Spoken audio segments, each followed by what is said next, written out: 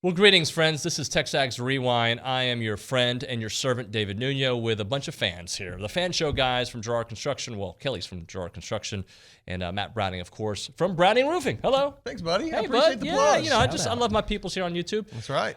Fun show today. Yeah, great Enjoyed show. it. Until we got a text message from Chase about Kelly derailing the show. So I don't know if anybody who's watching this knows this. This is not a national sports show. This is a Texas Strangely enough. A&M sports show. I don't know how we don't go national. Let's be honest. Well, this is to be honest. I mean, we have face for national. But David does. David. yeah, I'm not gonna lie. Just kidding.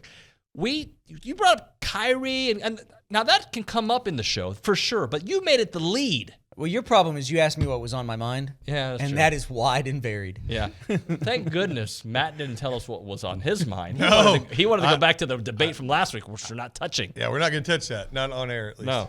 All right. On the show today, we talked with OB and McGee. McGee in studio, looking very fashionable. He was fun. We talked to Aaron Oliver, talking about his time at Texas A&M. We also had Aaron Torres in studio. Fox, not in studio. He called in, but I was in studio. Same thing, right? Yeah, in studio. Similar. Yeah. And we did Pounding the Rock with Logan and Tap. So here's one for you. If Olin ran an 800, does he do it in less than 4 minutes? No.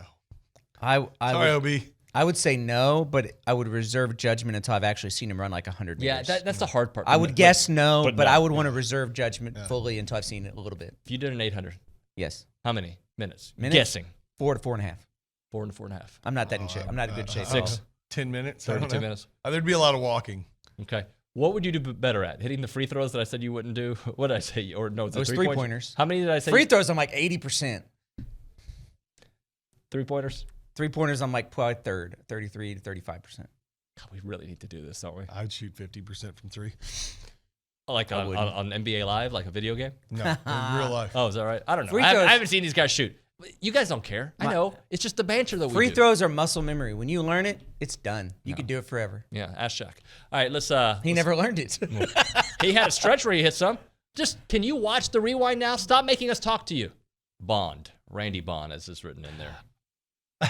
I love kickers that can actually make a field goal for you. He was He was good. he was 13 good. of 17, right? He didn't start the year as a kicker. One of them was a 53-yard miss against Arkansas. One of them was blocked at Mississippi State when the guy was way off sides. SEC officiating let you down again, but we're used to that. And two of them were in the slop against UMass. But the rest of the time, this guy came on and was really good. And for some reason, people discount. You like kickers? You know when you like a kicker? You like a kicker when you're down 2. And you end the game up 1. Did anybody like Seth Small on that day against Florida or that day against Alabama? We did. Kickers like that thing. You don't love them until you need them, right? I know.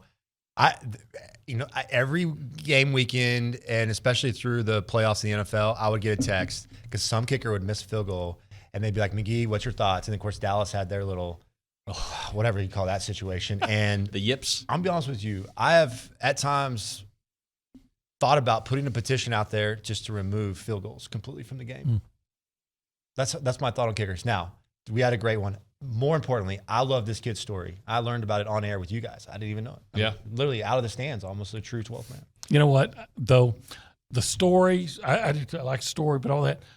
I don't care if you came from if you were Elon Musk's love child and you've got everything handed to you on the silver platter when it's 4th down and you're looking at a 40-in field goal, and I know you're going to make it every time. I read today that he caught the very first touchdown pass in Big 12 conference history, a pass from Brandon Stewart, by the way, 57-yard touchdown there on a 2nd and 9 against BYU. Let's get to it right now. We're joined by Aaron Oliver. Aaron, good morning. Welcome to TexAgs. How are you guys, man? You're aging me, man. I feel like I'm an old man now. You're talking about the Big 12. Well, I was in college then, all right? We're around the same age, so I guess we're both old. Do you remember that particular touchdown? I do. It's crazy because I caught the ball. I was having hamstring problems the whole 2 days, and it started back in spring ball. And we were working that play, and I was trying to go like 80%. We were working in practice. And I told Brandon, I said, this is going to be open in the game. But kind of in the back of my mind, I was like, if this opens up and I have to break out into a full sprint, my hamstring may tear as I'm running. And that's exactly what happened. I turned up the field and my hamstring tore.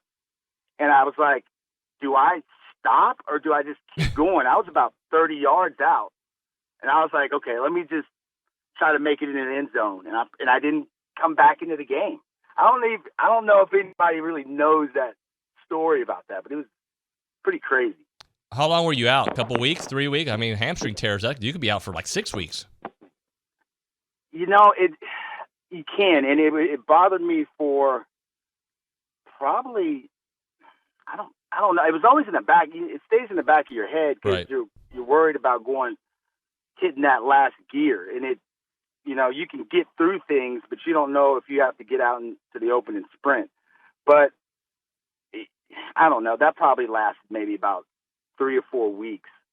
1,000%. And this speaks to, and I know we keep talking about the same thing, so I apologize that I don't have any new opinion on Texas A&M, but this speaks to having a veteran group, especially in this era of college basketball, David, with the portal the way that it is, with guys just coming and going.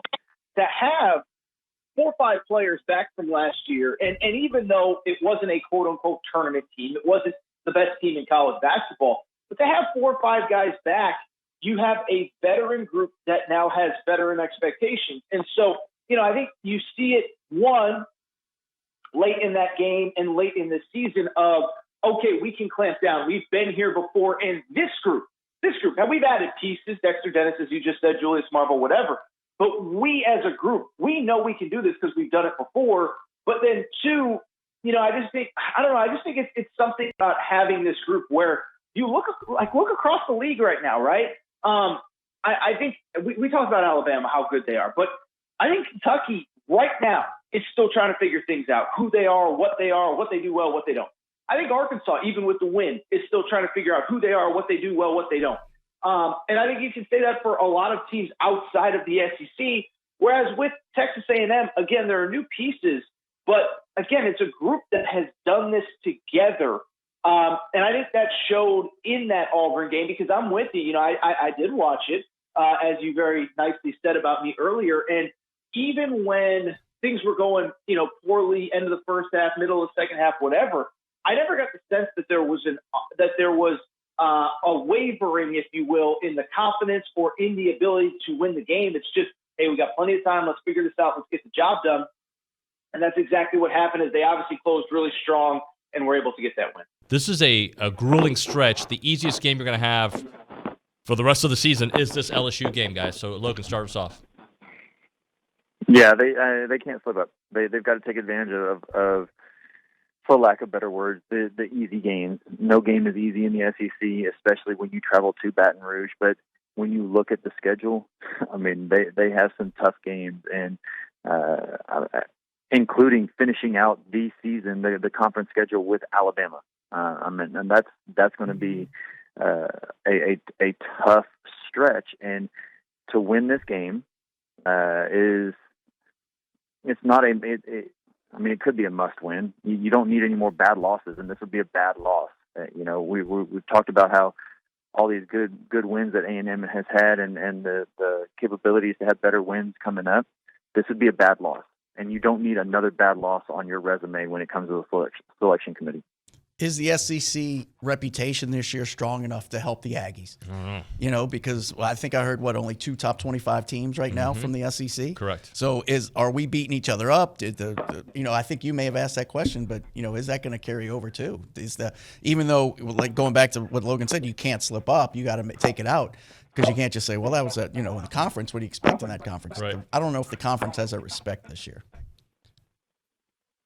No, it definitely doesn't, especially when you have the Big 12 and what they're doing on the ACC. I mean, the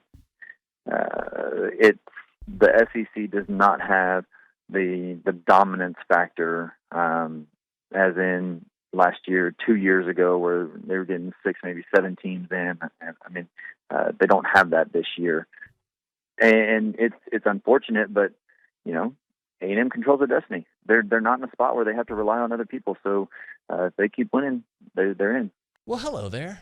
This is how we end the show, and I'm going to allow Matt to end the show. All right, we want you to go in. We want you to subscribe, share, comment, click the notification bell so you never miss a new rewind. And we love you all. You have to give it like a thumbs up Goodbye. or a like too. You forgot that one. Oh, thumbs up and like. Yeah. We've gone long. Bye. We love you. Do we? Not everyone. I love you. All right, go over to their house for dinner.